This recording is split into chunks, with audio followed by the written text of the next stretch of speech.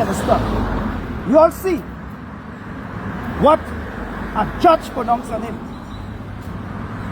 You all see where a minister is before the court on $1 million fraud. You all see other ministers sitting in our parliament who before the court for millions of your taxpayers' dollars. You all see people sitting on state boards who was involved in QC Nelson matter about kickbacks. You all see also on the Coleman report what Sir Coleman described a certain lawyer who's sitting on a state board as a chairman in one of the important state board. So when the Prime Minister tells Trinidad and Tobago that the criminals have the crime plan, who are the criminals she's talking about? The members of the media or have the crime plan? Huh? A former pastor, not a former pastor, a pastor, I will call his name, he went on to call Pastor Clive Dutton, talk about a minister sitting in our parliament.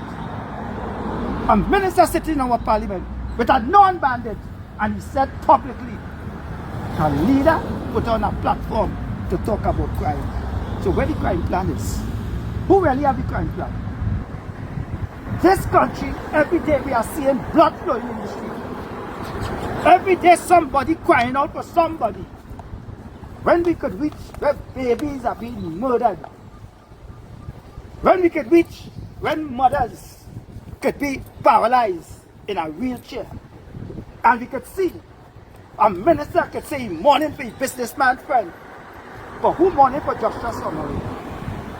Joshua Samaru, Father Christopher Samaru still mourning today. But who mourning for his wife who is paralyzed with a 5-year-old daughter, school now open, who trusted not to go to school? But here we are seeing today have a state of emergency. Is this the plan to fight crime? The state of emergency is failing us. And we members of the public, I want to tell the members of the public today, I have written for permission for a walk from Arima Dayan to the parliament. And I will be announcing the date soon. And the walk is a walk, a drive, a talk for peace and love in this country. Our country is hurting. Trinidad and Tobago is hurting.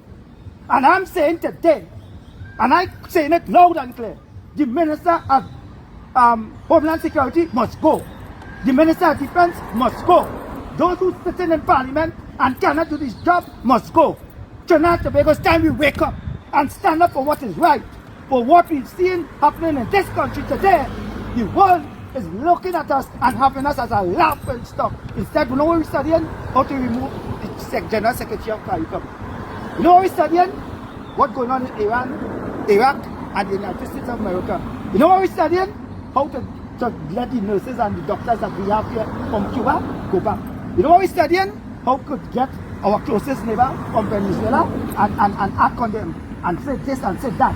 But our whole internal affairs is in a mess. We are being sidetracked and they are playing games with us. And enough is enough. So I am calling on the public to join me with my walk, join me with my talk, join me with my drive for peace and love in Trinidad and Tobago. Mr. Abesley, speaking of hate and pain, because you are... I want to read, I'm glad to say that, I want to read something what